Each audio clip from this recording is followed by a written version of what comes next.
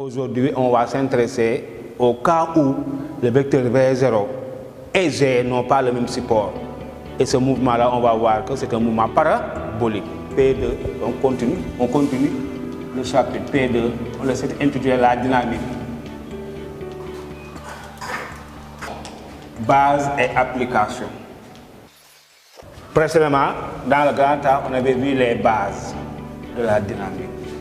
Après les bases, on a attaqué les applications de la dynamique.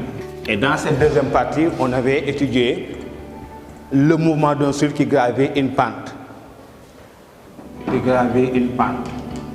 Et pour la deuxième application, on a étudié le mouvement d'un projectile dans un champ de pesanteur. Et un champ de pesanteur est caractérisé par un vecteur, champ de pesanteur G. Petit a, on avait vu K ou V0 et G avaient le même support. Donc on avait vu que c'était une chute libre. Aujourd'hui, chers élèves, nous allons voir le cas où V0 et Z n'ont pas le même support. Ça veut dire qu'ils forment un angle alpha. Et on va voir que ce type de mouvement-là est un mouvement parabolique. Donc petit b, K ou V0 et G n'ont pas le même support. 2 points. Le mouvement est qualifié de mouvement parabolique. Et chers élèves, donc j'attire votre attention sur cette application-là. C'est une application classique. Tout élève de terminale S2 doit pouvoir résoudre cette application. Pourquoi? Parce que généralement, il est proposé au bac.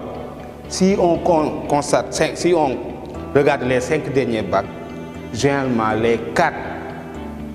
dans les 4 épreuves, vous rencontrez souvent cette application. Elle est classique.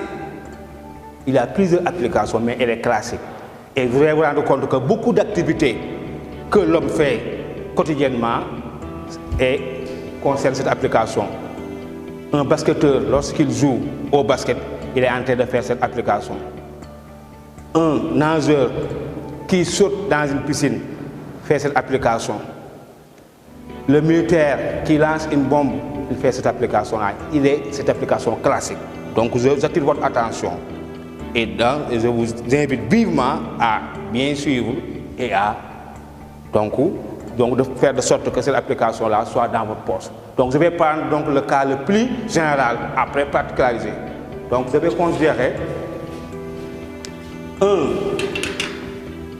projectile de masse M qui est situé à une altitude, à une hauteur H.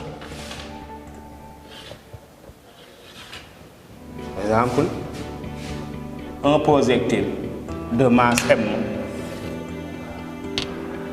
animé d'une vitesse initiale V0, incliné d'un angle alpha.